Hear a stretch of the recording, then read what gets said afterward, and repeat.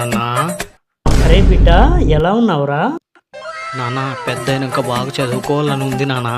పెద్ద అయినాక ఏమవ్వాలని ఉందిరా నాన్న నీకు? హైలైట్ అవ్వాలని ఉంది నాన్న. నీకు చదవాలని ఉన్నా చదివించేంత స్తోమత నాకు లేదురా నాన్న. నేనే చదువుకుంటా నాన్న. ఎలా చదువుకుంటావు నాన్న? స్కూల్కి వెళ్ళి చదువుకుంటా నాన్న. ఫీజు ఎవరు కడతాడురా? నువ్వే నాన్న. My father is great. నా కొడుకు ఎన్ని తెలివితేటలున్నాయో, నువ్వు ఖచ్చితంగా గొప్ప అవుతావురా బిడ్డ.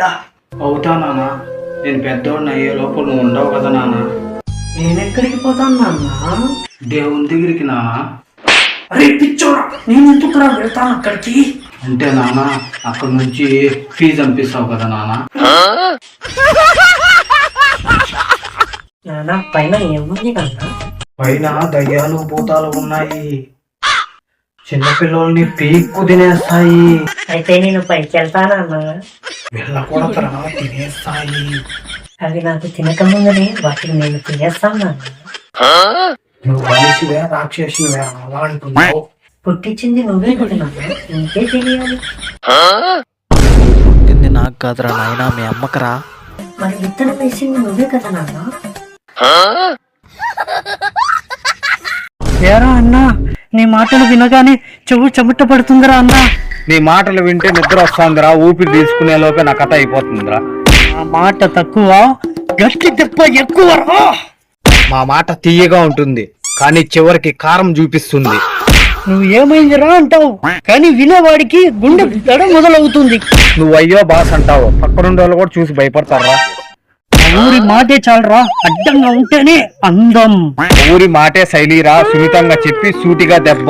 సరేరా, గొడవ పడుతుందా? గొడవెందుకురా, బిర్యానీ పంచుకుందాం.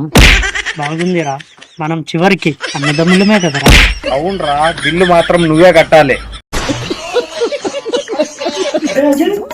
10 రోజుల నుండి కాలేజీకి రావట్లేదు, ఏం చేస్తున్నావురా? కాలేజీకి ఎందుకు రావాలి సార్? కాలేజీకి వస్తే ఏమొస్తుంది?